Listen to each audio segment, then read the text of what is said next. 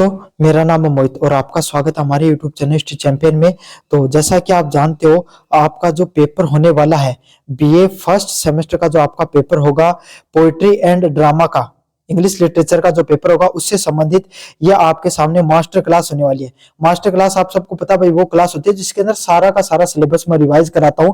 तो आपको क्या करना है, बस वीडियो को पूरा देखना है। क्या करना है, वीडियो को पूरा देखना है, चैनल को सब्सक्राइब कर देना है।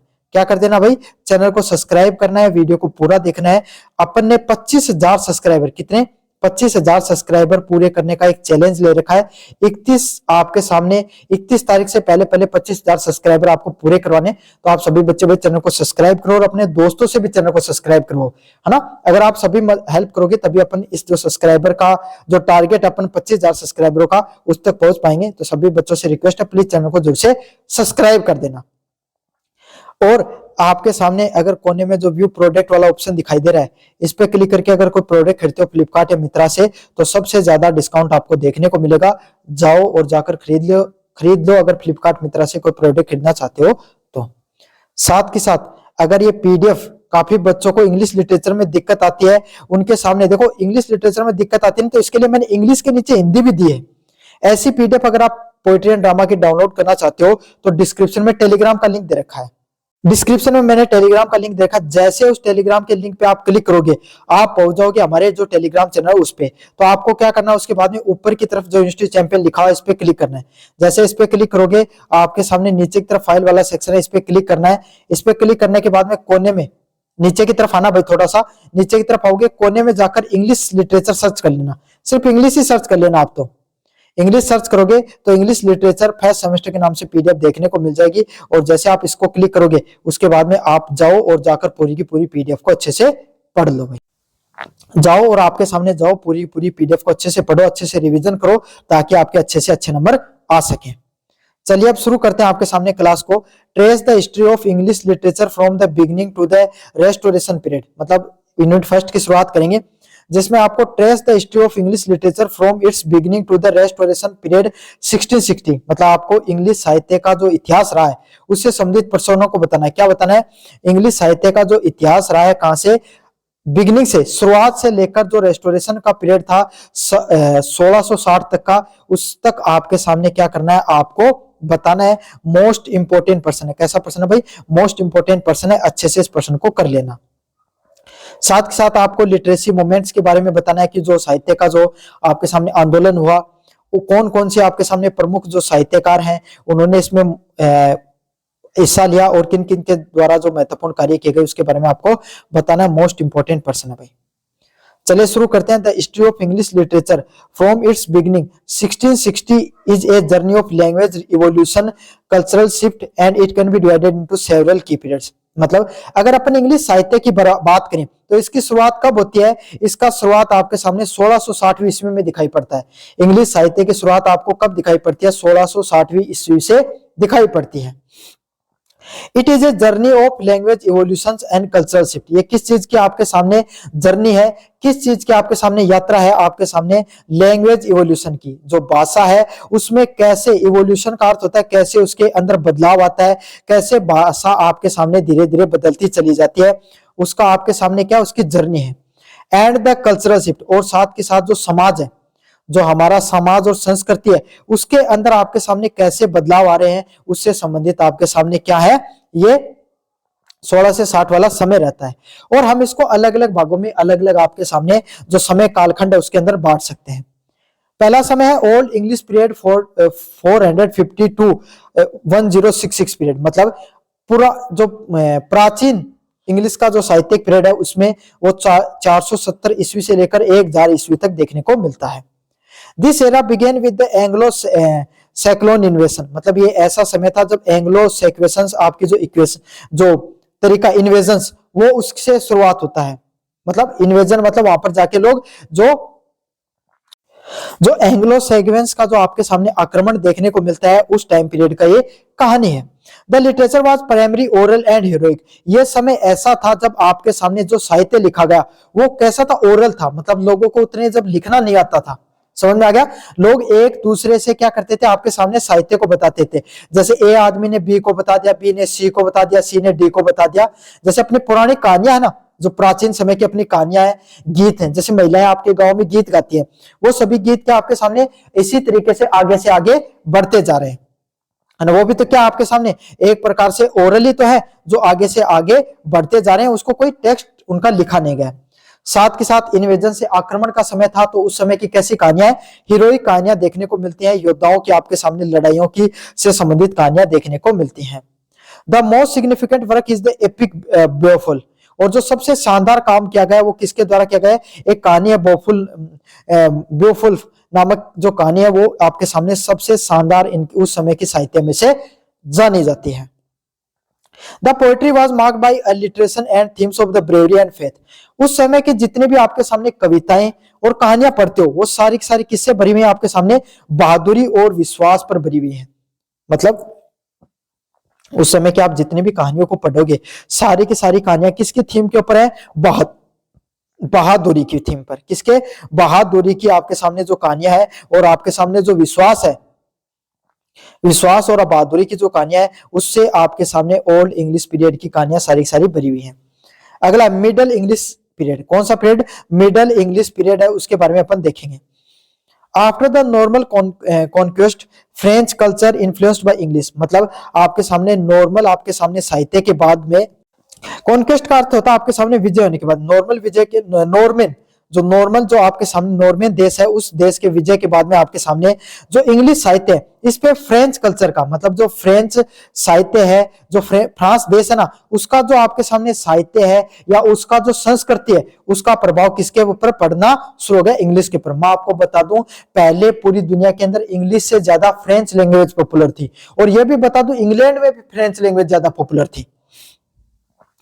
The Guelph Chaucer, the father of English literature, wrote the Canterbury Tales, मतलब जो जोफ्री चौफर है, वो आपके सामने जिनको इंग्लिश लिटरेचर का, इंग्लिश साहित्य का, अंग्रेजी साहित्य का पिता माना जाता है, उनके द्वारा उस समय क्या लिखी गई, कैंटरबरी टेल्स लिखी गई थी। This period also known as the rise of religious play like miracle and mysteries play. ये आपके सामने, ये समय आपके सामने एक ऐसा समय देखने को मिलता है जिस समय क्या होता था, जो समाज के अंदर किस प्रकार का साहित्य पॉपुलर हो रहा था, धार्मिक साहित्य।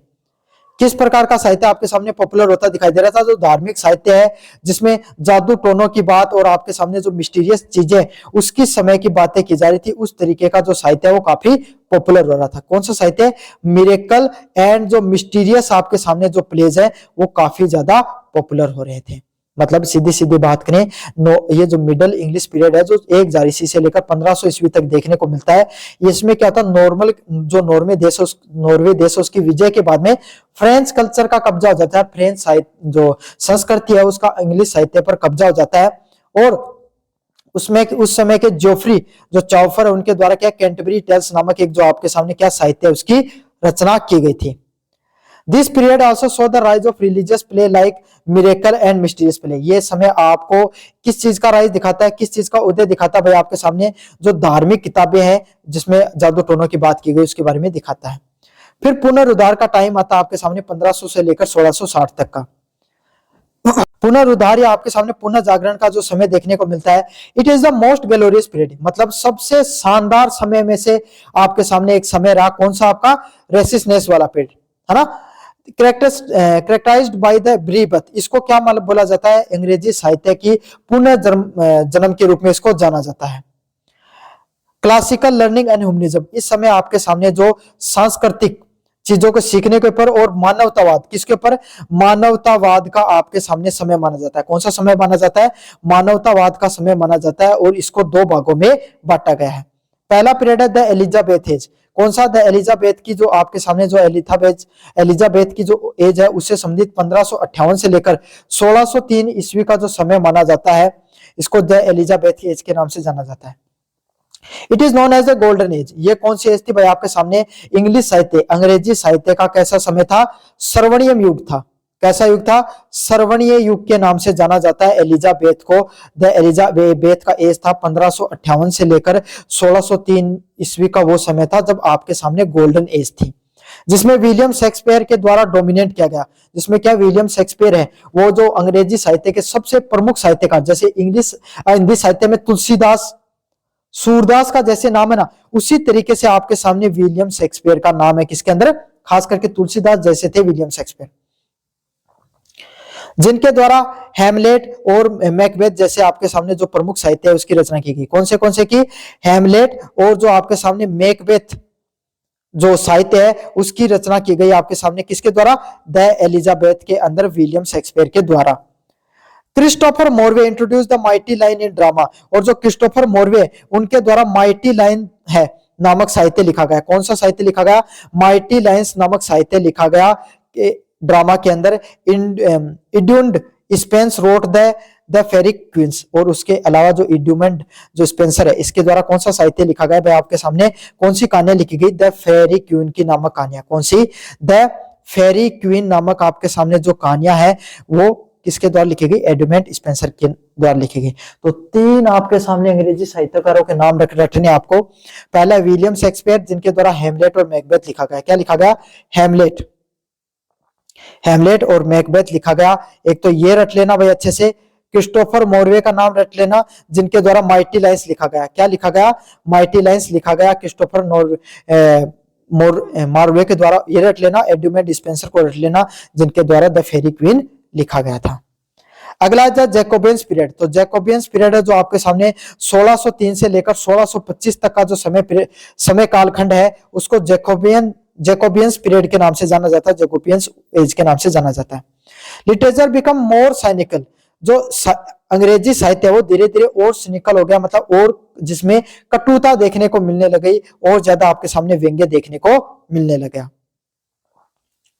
John dewy started the metaphysical movement, मतलब जॉन डुई के द्वारा क्या किया गया, आपके सामने एक मेटाफिजिकल युग है उसकी शुरुआत की गई। कौन से युग की, मेटाफिजिकल जो आपके सामने मूवमेंट है, जो आपके सामने एक आंदोलन है उसकी शुरुआत की गई। यूजिंग द कॉम्प्लेक्स मेटाफोर, उनके द्वारा क्या आपके सामने कॉम्प्लेक्स अलग अलग प्रकार के जो मेटाफर्स है जैसे कॉन्सेप्ट्स का प्रयोग है। मेटाफर क्या होता है, रूप आपके सामने जो एक दूसरे से जो क्या करते हैं अपन तुलना करते हैं ना, उनको मेटाफर्स के नाम से यूज जाना जाता है। तो इसमें जो कॉम्प्लेक्स मेटाफर्स का यूज किया गया जैकोबियन पीरियड के अंदर जॉन डुई के द्वारा। मोस्ट इंपोर्टेंट है भाई, ये वाला पॉइंट अच्छे से कर लेना। अगला the Caroline age and the Commonwealth age, मतलब द कैरोलिन एज और कॉमनवेल्थ एज है 1625 से लेकर 1660वीं ईस्वी के अंदर दिखाई पड़ता है। कौन सा, द कैरोलिन एज और Commonwealth age. This was a time of civil war, मतलब ये ऐसा समय, कौन सा समय था, सिविल वार का समय था, है ना। जिस जो कि कब हुआ आपके सामने, जॉन मिल्टन है, जॉन मिल्टन नामक आपके सामने जो अंग्रेजी साहित्यकार है उनका उदय होता है।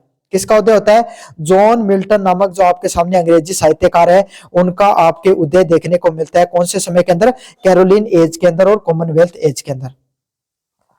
It is emerge as a giant with the religious epic, उनके द्वारा आपके सामने एक बहुत बड़े साहित्यकार के रूप में उनका जन्म हुआ और एक ऐतिहासिक कहानियां लिखते थे। कौन सी, ऐतिहासिक साहित्य इनके द्वारा लिखा गया जिसमें पैराडाइज लॉस्ट सबसे शानदार और सबसे प्रमुख और सबसे प्रसिद्ध कहानी रही। कौन सी, पैराडाइज लॉस्ट।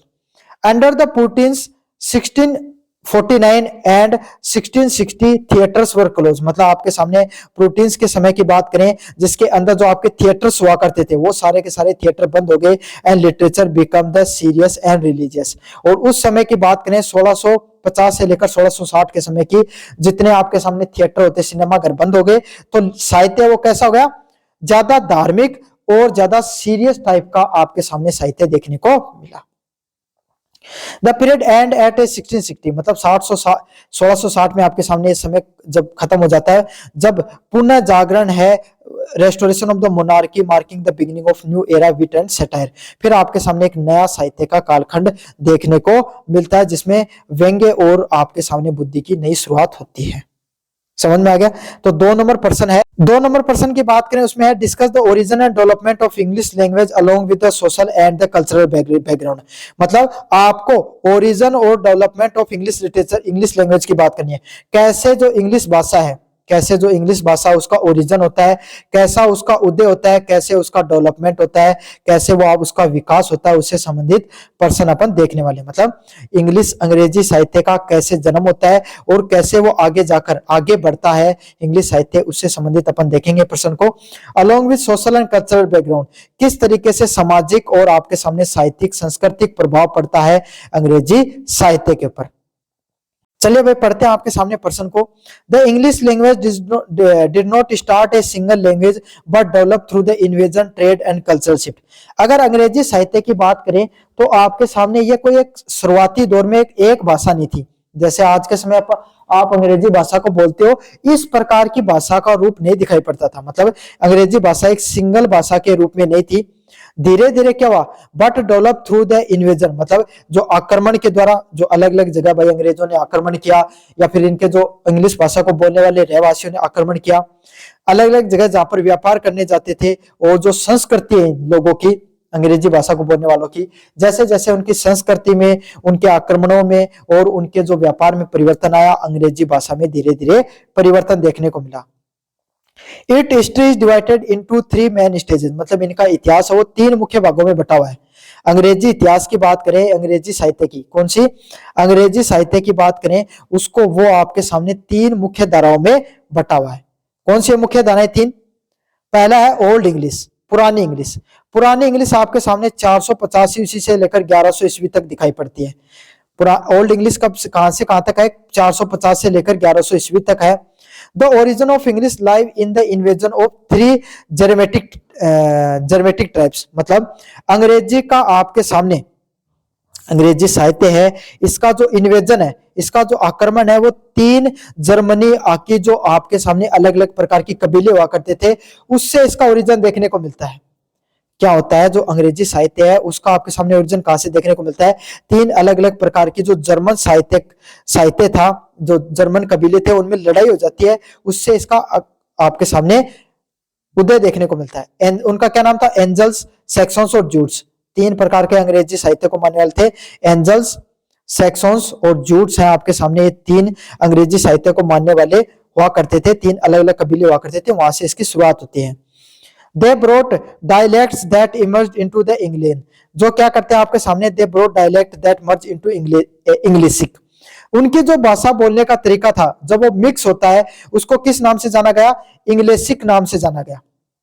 इंग्लिश नहीं नाम था तब उसका, इंग्लिशिक नाम था। The earlier language was very different from the modern language.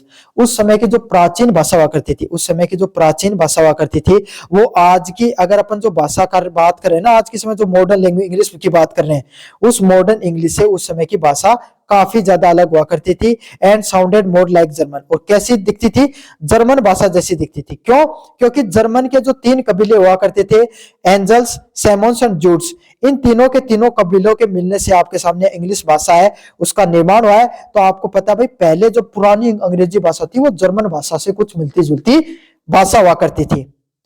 The social background was heroic and tribal, और जो आपके सामने सामाजिक जो पृष्ठभूमि थी वो कैसी थी? हीरोइक थी। कैसे देखने को मिलती थी? हीरोइक मतलब बहादुरी भरी और कबीलों से आपके सामने युक्त थी, मतलब कबीलों की भाषा थी। सीधी सीधी बात, अंग्रेजी भाषा कबीला की भाषा ही।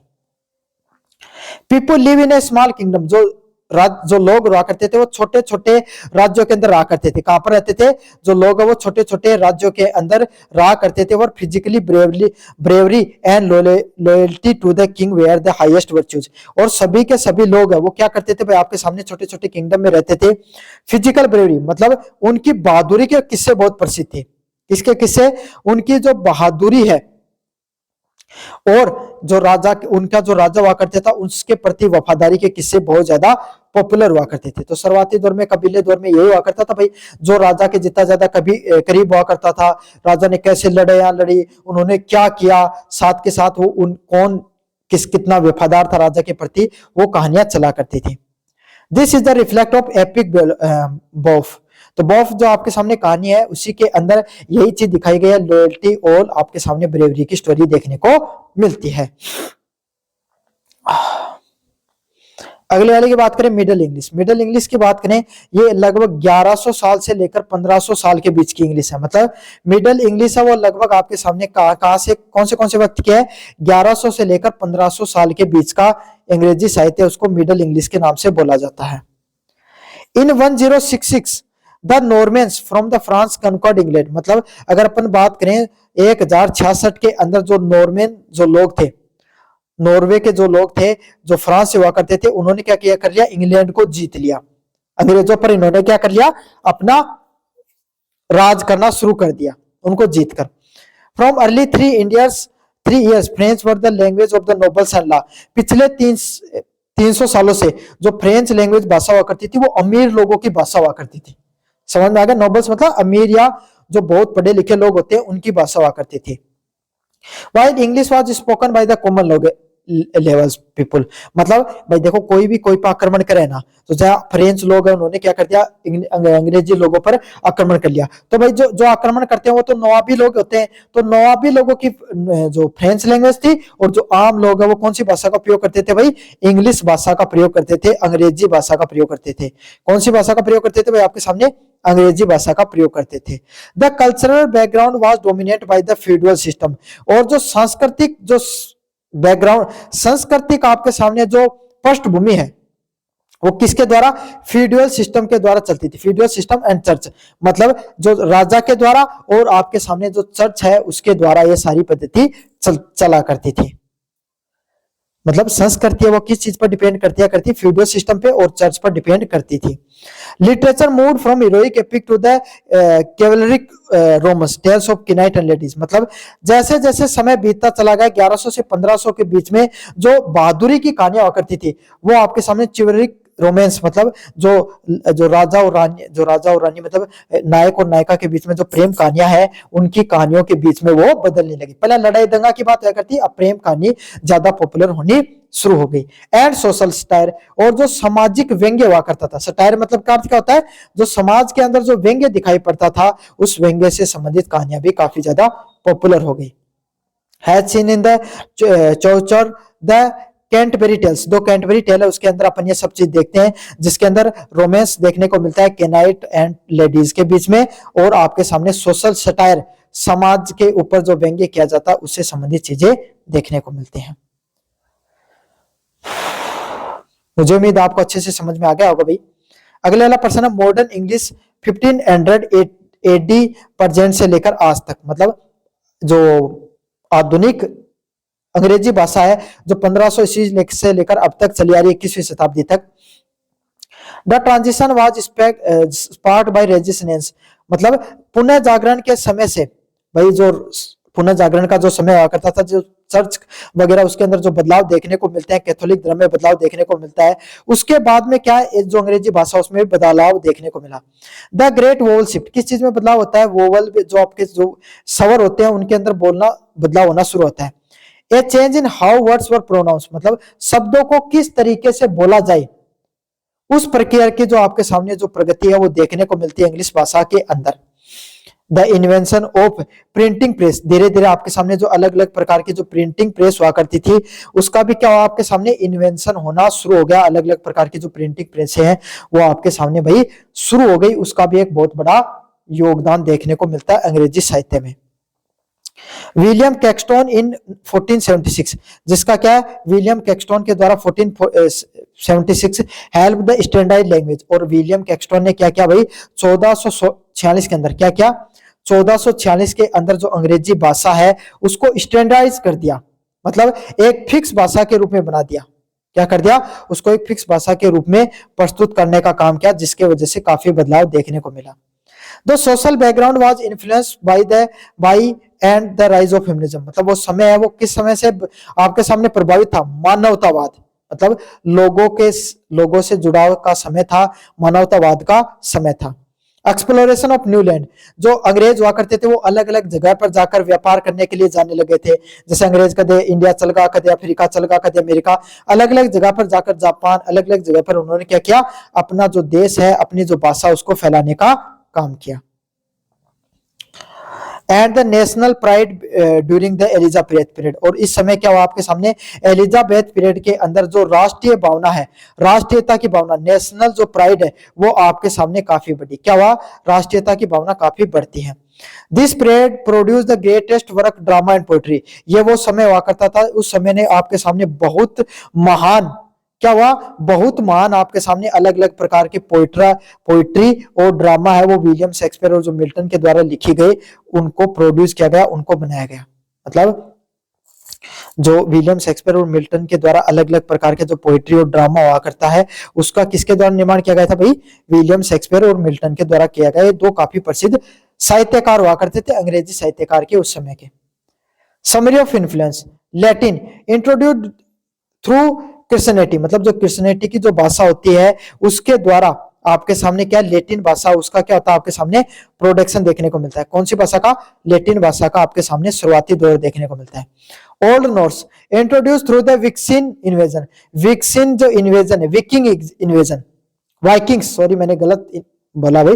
आपने द गेम ऑफ थ्रोन्स देखा होगा, उसमें वाइकिंग्स दिखा पढ़ते हैं ना, तो वाइकिंग्स ने कैसे आपके सामने जो इन्वेजन किया, आक्रमण किया, उसके वजह से ओल्ड नॉर्स है वो देखने को मिलता है। और French language introduce through the नॉर्वेन conquest, French language का कैसे आपके सामने प्रभाव देखने को मिला भाई, जो फ्रेंच लोगों ने जो अंग्रेजों पर राज कर लिया तब फ्रेंच लैंग्वेज बढ़ती है। ओल्ड नॉर्स लैंग्वेज आपके सामने वाइकिंग्स आक्रमण करते तब बढ़ती है, और लैटिन लैंग्वेज है वो क्रिश्चियन धर्म के द्वारा फैलती है। समझ में आ गया? तो ये पर्सन था भाई आपका। कैसा लगा वीडियो जरूर से बताना भाई। चलिए भाई आपके सामने अगले वाले पर्सन की तरफ बढ़ते हैं, यूनिट नंबर 2 की तरफ।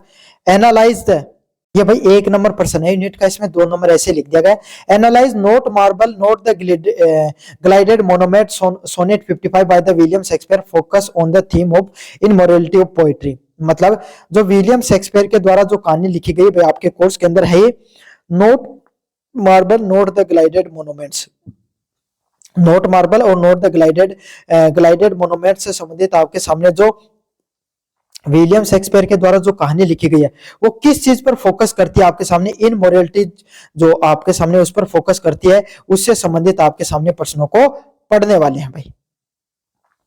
चलिए शुरू करते हैं। William Shakespeare sonnet 55 not marble not the gilded monument is a powerful assertion of the power of the writing words. मतलब विलियम शेक्सपियर के द्वारा जो सोनेट 55 लिखा गया, क्या लिखा गया? सोनेट 55 लिखा गया है, not marble not the gilded monuments. Sonnet 55 कौन सा है? Not marble not the gilded monuments जो लिखा गया, ये बहुत ज्यादा पावरफुल मतलब मजबूत आपके सामने कहानी है कि कैसे कोई भी शब्दों को लिखा जा सकता है। समझ में आ गया? कहानी तो क्या आपके सामने एक प्रकार की पोएम है, सोनेट पोएम होती है, जिसमें आपके सामने कि कोई भी एक कहानी को किस तरीके से लिखा जाता है उस चीज पर जोर देती है। The central theme of the poem is the immorality of poetry. ये किस चीज पर जोर करती है आपके सामने?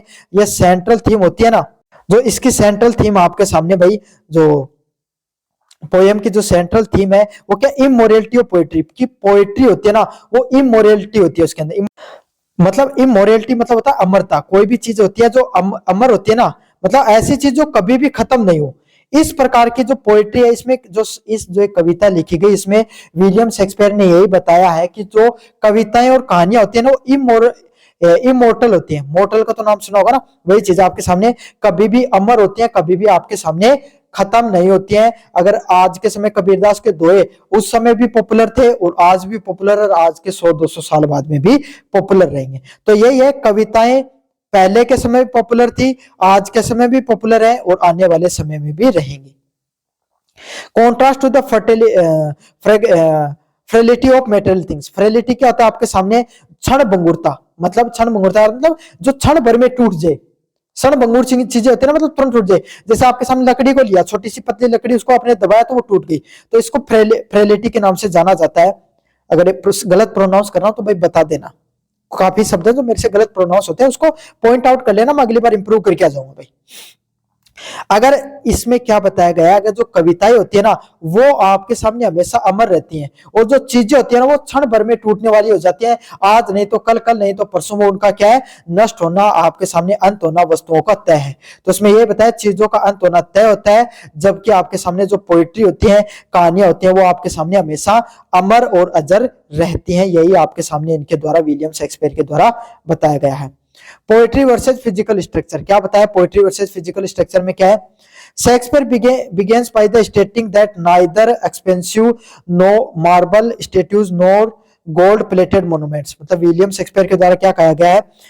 दैट नाइदर एक्सपेंसिव मार्बल, जो पोएट्री है वो ना तो आपके सामने बहुत महंगे गहनों से बनी हुई है, या आपके सामने कोई गोल्ड प्लेटेड मोन्यूमेंट और princess with last has a long has a powerful rhymes. मतलब उनका क्या कहना है, देखो अच्छे से शुरू करना। जब ये कविता शुरू होती है तो शेक्सपियर क्या कहते हैं, Shakespeare began that stating that neither expensive marble, Shakespeare यही कहते हैं कि जो नाइदर एक्सपेंसिव मार्बल, जो एक्सपेंसिव मार्बल क्या होते हैं भाई, जो हीरा जवाहरात से जड़े हुए आपके सामने आभूषण होते हैं, gold plated monuments of princess, जो आपके सामने राजकुमारी है या राजा है उसके जो ताज जड़ित आपके सामने जो आभूषण है, will last has long as the powerful rhymes, मतलब वो भी इतने दिन नहीं टिकेंगे जितने दिन मेरी कविताएं टिकेंगी। मतलब उन्होंने क्या कहा भाई, उस समय का जो राजा हुआ करता था उसके पास जो आभूषण थे, आज शायद वो आभूषण आपके सामने कहा किसी को नहीं पता है, लेकिन विलियम शेक्सपियर की जो किताबें हैं, जो कहानियां, वो उस समय भी प्रसिद्ध थी और आज के समय भी प्रसिद्ध है। समझ में आ गया। तो उन्होंने यही कहा है कि जो एक्सपेंसिव मार्बल है, गोल्ड प्लेटेड मोन्यूमेंट्स है, वो भी इतने आपके सामने लंबे समय तक नहीं टिकेंगे जितने ज्यादा उनकी जो ये कविताएं टिकने वाली हैं। He argues that stone will eventually decay or destroy, उन्होंने क्या कहा, जो ये हीरे जवाहरात जो पत्थर है वो आज नहीं तो कल आपके सामने धीरे धीरे टूटना शुरू हो जाएंगे, धीरे धीरे खत्म होना शुरू हो जाएंगे और एक दिन क्या हो जाएंगे आपके सामने समय के साथ पूर्ण रूप से नष्ट हो जाएंगे। मतलब एक दिन ऐसा समय आएगा जब पूरे के पूरे टूट जाएंगे, पूरे के पूरे खत्म हो जाएंगे, कहीं गुम जाएंगे या फिर आपके सामने और किसी रूप में उनको मेल्ट कर लिया जाएगा। But the memory of beloved preserves in the verse will remain famous, लेकिन उनके द्वारा जो कहानियां लिखी गई हैं, समझ में आ गया, वो हमेशा लोगों के खून में, उनके प्रिय लोगों में, उन कहानियों को चाहने वालों में, उनको पढ़ने वाले लोगों में कहीं ना कहीं उनके अंदर वो हमेशा जिंदा रहेगी। मतलब विलियम शेक्सपियर जो जो क्षण भंगुरी दुनिया के अंदर जो चीजें हैं वो क्षणिक हैं, वो आज नहीं तो कल खत्म हो सकती हैं। उस चीज को बताने के लिए वो क्या कहते हैं कि जो दुनिया में चीजें हैं, आज के समय सबसे महंगी चीज क्या थी उस समय, जो राजा वो आभूषण पहनता है, गहने पहनता, तो वो महंगी थी। उन्हीं के बारे में से कंपेयर करते हुए ने क्या कहा है कि जो राजा है ना, जो अपने यहाँ का, उसने जितनी महंगी चीजें पहन रखी आज नहीं कल टूट जाएंगी, लेकिन मेरी किताबें, मेरे शब्द, मेरी बोलियां, मेरी कहानियां हमेशा जिंदा रहेंगी। कहाँ जिंदा रहेंगी, जो इसको, मेरी किताबों को, कहानियों को पढ़ने वाले, सुनने वाले, जानने वाले जो लोग हैं, उनकी बातों में और उनकी चाहत में, उनकी बोलियों में हमेशा मेरी बातें अमर रहेंगी, मेरी कविताएं वो अमर रहेंगी। और ये बात कहीं तक सही भी है भाई। आज भी आप विलियम शेक्सपियर को पढ़ रहे हो। Destruction force of time and war, the poet mention that wasteful wars and the broils, जो आपके सामने जो लेखक है विलियम शेक्सपियर किसकी बात करते हैं, ये जो व्यर्थ दुनिया से जो लड़ाई चल रही है उसके बारे में बात करते हैं, और आपस में जो मनुष्य लड़ाई करता रहता है ना, उसके बारे में उन्होंने बात की है। डिस्ट्रॉय ग्रेट बिल्डिंग्स एंड मेजरी, ये जो युद्ध होते हैं आपके सामने, ये क्या करते हैं, आपके सामने जो महान जो स्मारक होते हैं उनको तोड़ देते हैं। However physical violence can't reach the living record of this poetry, और अब आपके सामने जो विलियम शेक्सपियर क्या करना चाहते हैं, विलियम शेक्सपियर यही बात करना चाहते हैं कि चाहे कितनी भी लड़ाई हो जाओ, मेरी जो कविताएं लिखी गई है ना, उनको कभी भी आप नहीं तोड़ सकते हो, उन तक आप नहीं पहुंच सकते हो। समझ में आ गया, मेरे लिखे गए कथन हमेशा अजर अमर रहेंगे। जबकि जो महान अलग अलग प्रकार के किले बना, कोई किला बना रखा है, कोई महल बना रखा है, कोई आपके सामने स्मारक बना रखा है, ये आज नहीं तो कल आपके सामने कोई जो अलग अलग प्रकार के युद्ध होंगे उसके अंदर क्या हो जाएंगे, टूट जाएंगे। लेकिन मेरी किताबों और कहानियों को कोई भी युद्ध वो नष्ट नहीं कर सकता, आपके सामने उन्होंने यही बात कही है। Even Mars the God of war can't burn the memory of a person, उन्होंने कहा, क्या कहा, जो उस समय का भाई, जैसे अपन युद्ध के देवता जिस जो मानते हैं भाई, आपके सामने काफी बार शिव जी को माना जाता, और भी अगर मैं गलत हो तो आप कमेंट बॉक्स में बता देना, जो युद्ध के देवता होते हैं आपके सामने, उस समय उनके जो धर्म था, विलियम शेक्सपियर जिस धर्म को मानते थे, वो गॉड ऑफ वार जिसको मानते थे, मार्स को, किसको मानते थे, अंग्रेज मार्स है ना, उसको गॉड ऑफ वार के नाम से माना जाता है चर्च धर्म के अंदर, जो ईसाई धर्म के अंदर। वो भी कोई इंसान की जो मेमोरी होती है ना, उसको खत्म नहीं कर सकता। मतलब सीधी सीधी बात है कि जो युद्ध लड़ने वाला भगवान है ना, वो भी आपके सामने मेरी लिखी गई कहानी और कविता ना कभी भी नष्ट कौन कर सका, ये बारे में बताया गया है। अगले वाला इथर्नल फेम, किसकी बात की गई, इथर्नल फेम क्या होता है, Shakespeare claims that his poetry will outlast death and all obvious enmities, उन्होंने क्या कहा कि जो उसके द्वारा कविताएं लिखी गई है वो मृत्यु को भी क्या कर देती है, आपके सामने आउट लास्ट कर देती है। मतलब उसकी कभी भी मृत्यु नहीं होने वाली है, अजर और अमर रहेंगी उसकी कविताएं हमेशा के हमेशा। एंड ऑल ऑब्वियस एनिमिटी, मतलब जो दुनिया के अंदर मृत्यु वो सबकी एनिमिटी है, लेकिन मेरी कविताओं की कभी नहीं है, दुश्मन कभी नहीं है। The beloved will continue to the peace forth living on in the eyes of the future generation. उन्होंने क्या कहा, अगर एक इंसान एक चाहने वाला मरेगा तो अनेक चाहने वाले मेरी कविताओं को जन्म लेंगे और वो आपके सामने कहीं ना कहीं मेरी किताबों को पढ़ेंगे। यही उनका कहना था।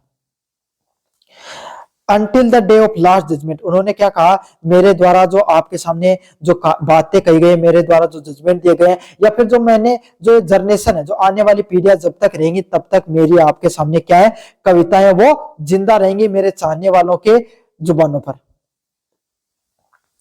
Literary device, the poem use the vivid imaginary, जो पोएम है, जो कविता लिखी गई है आपके सामने, जो क्या कविता लिखी गई है वो किस चीज को यूज करती है, अलग अलग प्रकार के इमेजेस को यूज करती है। Ruins and the war to emphasise the strength of art, तो आपके सामने जो पोएम यूज की, जो पोएम जो उनके द्वारा विलियम शेक्सपियर के द्वारा बोली गई है, वो क्या करती है, किस चीज पर जोर देती है, स्ट्रेंथ ऑफ आर्ट। किस चीज पर, स्ट्रेंथ ऑफ आर्ट पर जोर देती है, जो कला है उसके ऊपर जोर देने का काम करती है। The use of personification of time and वार, किस चीज पर जोर देती है, जो समय और आपके सामने जो युद्ध है उसके ऊपर जोर देने का काम करती है। किस तरीके से समय और जो आपके सामने जो वॉर है वो आपके सामने किस तरीके से चीजों को नष्ट कर रहा है उस चीज पर जोर देती है। Highlight the theme as the destructive enemy of humanity against which only poetry can stand, इस चीज में यही बताया गया है कि पूरी दुनिया के अंदर युद्ध हो गए, समय हो गया, वो आपके सामने वस्तुओं को क्या कर सकता है भाई, वो खत्म कर सकता है। ये दोनों की दोनों चीजें आपके सामने, कोई वस्तु हो गई उसके या मनुष्य हो गए उसके दुश्मन होते हैं, लेकिन इस दुनिया में सिर्फ विलियम शेक्सपियर के एकमात्र, जो विलियम शेक्सपियर या अन्य प्रकार के जितने भी साहित्यकार होते हैं उनके द्वारा लिखी गई कहानियां, कविताएं इस दुनिया में हमेशा अजर और अमर रहती हैं, जो आपके सामने उनके द्वारा जो डिस्ट्रक्टिव एनिमी ऑफ ह्यूमैनिटी, मतलब मानवतावाद के जो समय और जो युद्ध है वो दुश्मन है, वो आपके सामने कोई भी वस्तु वो उसके सामने नहीं टिक सकती। समय और युद्ध के सामने जो मानवता के दुश्मन है सिर्फ उनकी उसकी लिखी हुई पोइट्री है वो ही टिक सकती है। मतलब सीधी सीधी बात है, कोई भी वस्तु होती है, कोई हथियार बना दियो टूट जाओ, लेकिन जो कविताएं कही गई, मैं जनगण मन आपके सामने जो किस समय गाया गया था, खास करके जो अपना स्वराज आंदोलन हुआ था उसमें, और आज भी जनगण मन की इतनी वैल्यू है ना। तो यही है भाई आपके सामने लिटरेरी डिवाइस के बारे में बताया गया। In conclusion, Shakespeare celebrate the idea that art is the only way to achieve true immortality, मतलब विलियम शेक्सपियर यही कहते हैं कि इस दुनिया में सिर्फ आर्ट, साहित्य एकमात्र ऐसा तरीका है जिसके माध्यम से आप क्या कर सकते हो, अमर हो सकते हो। स्वर्ग या मोक्ष की प्राप्ति को कैसे कर सकते हो, आपके सामने साहित्य को पढ़ करके, साहित्य की रचनाओं को लिख करके आप प्राप्त कर सकते हो। वही फिजिकल ग्रैंड्योर फेड्स, जो सामाजिक जितनी भी चीजें होती हैं, भौतिक चीजें होती हैं, उनका धीरे धीरे महत्व वो कम होता चला जाता है। The beauty and virtue believed will live as long as the human ready to poetry, मतलब जो उनके द्वारा, विलियम शेक्सपियर के द्वारा जितनी कहानियां वो कविता लिखी गई है उनका महत्व तब तक बना रहेगा जब तक इस दुनिया में पोइट्री, जो साहित्य होते हैं, कविताओं को पढ़ने वाले लोग रहेंगे, तब तक विलियम शेक्सपियर की लिखी हुई कविताओं का महत्व बना रहेगा। तो ये है आपके सामने विलियम शेक्सपियर के द्वारा लिखी गई जो कहानी थी, note marble not the glided monument से संबंधित। मैंने सारी आपको बता दी। कैसा लगा वीडियो जोर से बताना, चैनल को जोर से सब्सक्राइब कर देना भाई। अगले वाला प्रश्न है, critically examine the death not to be proud, मतलब आपको क्या करना है, क्रिटिकली एग्जामिन करना है death not to be proud by John Donne as a metaphysical poem, मतलब जो death not to be proud है वो जॉन डोई के द्वारा लिखी गई एक मेटाफिजिकल पोएम, उसके बारे में बताना है। काफी ज्यादा मोस्ट इंपोर्टेंट प्रश्न है भाई। कैसा प्रश्न है, काफी ज्यादा मोस्ट इंपोर्टेंट प्रश्न है, अच्छे से पढ़ लेना। John die is a Pioneer of the metaphysical type of poetry होती है ना, पोइट्री स्कूल होती है, मेटाफिजिकल जो टाइप ऑफ पोइट्री लिखी जाती है उसके पायनियर, मतलब पायनियर कौन होते हैं, जो सबसे पहले जो शुरुआत करता है ना उसको पायनियर बोला जाता है। And is doth sonnet death not to be proud, जो इनके द्वारा साहित्य लिखा गया है death not to be proud है, वो आपके सामने क्या है, उसके आपके सामने ये प्रमुख साहित्यकार is a classical example of his style, और ये death not to be proud आपके सामने एक सबसे शानदार उदाहरण है कि वो किस प्रकार के साहित्य की रचना करते थे। Metaphysical poetry is a characterised by the intellectual wit, जो मेटाफिजिकल जो पोइट्री लिखी गई है वो आपके सामने किस चीज के आपके सामने कैरेक्टर को बताती है, इंटेलेक्चुअल बुद्धिमत्ता को बताने काम करती है, जिसके अंदर कॉम्प्लेक्स मेटाफर्स का यूज किया गया है। क्या जो रूपक होते हैं, अलग अलग प्रकार के जो जटिल रूपक होते हैं कॉन्सेप्ट्स, उनका प्रयोग किया गया है। और ड्रामेटिकल डायरेक्टनेस का प्रयोग किया गया है। किसका प्रयोग किया गया है? जो ड्रामेटिक डायरेक्टनेस का प्रयोग किया गया है। सीधी सीधी बात है, जॉन डोई है मेटाफिजिकल स्कूल ऑफ पोइट्री का शुरुआत करने वाला है। समझ में आ गया? तो इनके द्वारा जो कहानी लिखी गई death not to be proud, ये एक बहुत अच्छा उदाहरण है किसका, उनके द्वारा किस प्रकार की स्टाइल की कहानियां लिखी जाया करती थी, जिसमें मेटाफिजिकल पोइट्री है, उसमें जो बुद्धिमत्ता की बात है, कॉम्प्लेक्स मेटाफिर्स की बात की गई और जो ड्रामेटिक डायरेक्टनेस की बात की गई उसके बारे में बात करता है। पहला पर्सन है डायरेक्ट एंड ड्रामेटिक ओपनिंग्स।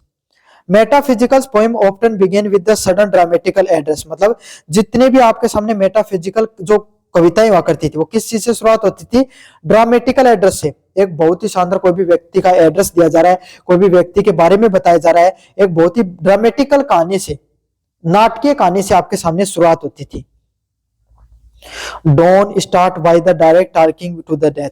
जो डॉन है ना, जो डॉन ये डोनी नाम की जो कहानी है वो किससे शुरुआत होती है? आपके सामने मृत्यु की बात से शुरुआत होती है। किस बात से शुरुआत होती है? जो जीवन और मृत्यु की जो कहानियां की बातें होती है उससे शुरुआत होती है। Death be not proud instantly stripping death of its mystery and tier.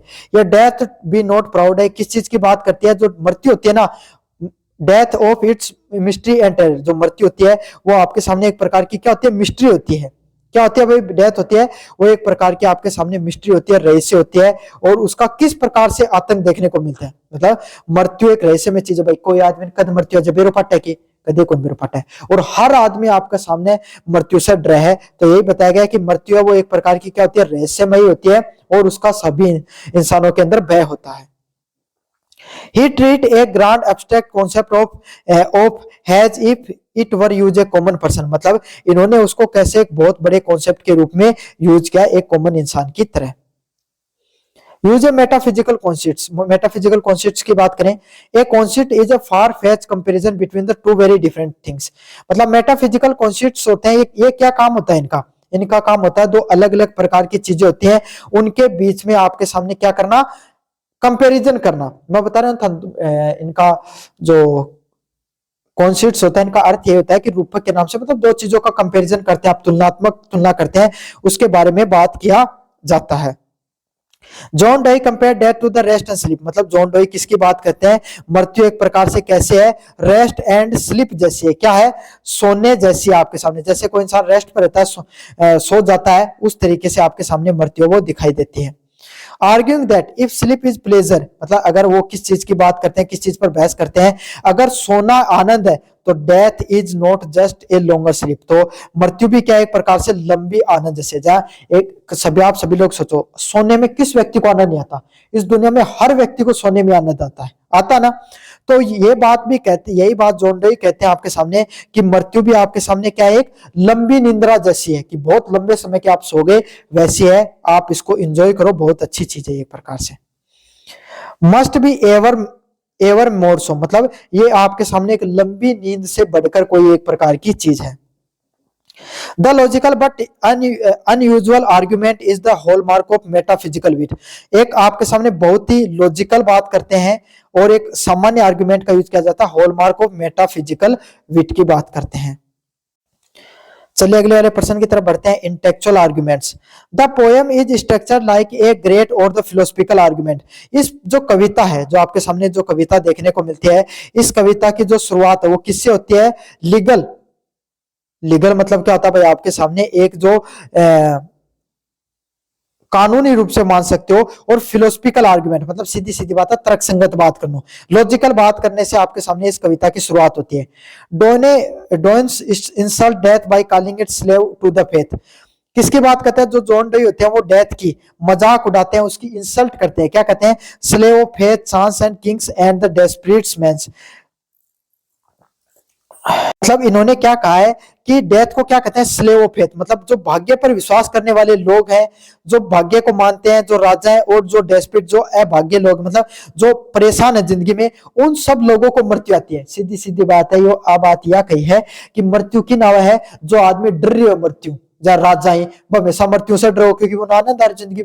Slave of जो भाग्य मांगे मन है, भाग्य को मानने वाले, इन सब लोगों को मृत्यु आती है, बाकी हमारे जैसे लोगों को कोई मृत्यु नहीं आती है। He argued that death has no independent power. मृत्यु में कोई ताकत ही नहीं है। It can only act when the commander by other force like the poison, war and sickness. मृत्यु कब आती है? जब आपके सामने जो अलग चीजें हैं उसका कमांडर जब उसको ऑर्डर देता है। मृत्यु कब आती है? जब उसका कमांडर, जैसे एक सैनिक को एक कमांडर ऑर्डर देता है कि गोली चलाओ, तो वो चलती है ना। तो उसी तरीके से जब मृत्यु को जहर, युद्ध और बीमारियां आपके सामने ऑर्डर देती हैं तब वो आती है, इतनी देर मृत्यु नहीं आती है। तो जॉन डे यही कहते हैं आपके सामने कि मृत्यु जैसी कोई चीज नहीं, मृत्यु में ताकत ही नहीं है। मृत्यु तो आपके सामने ये जो जहर हो गया, आपके सामने वार हो गया और बीमारी होगी, इन सब चीजों के बुलाव पर आती है, वैसे तो आती ही नहीं है। The paradox, the poem conclude with a famous metaphysical paradox, मतलब आपके सामने एक व्यंग्यात्मक दृष्टिकोण से आपके सामने खत्म होती है।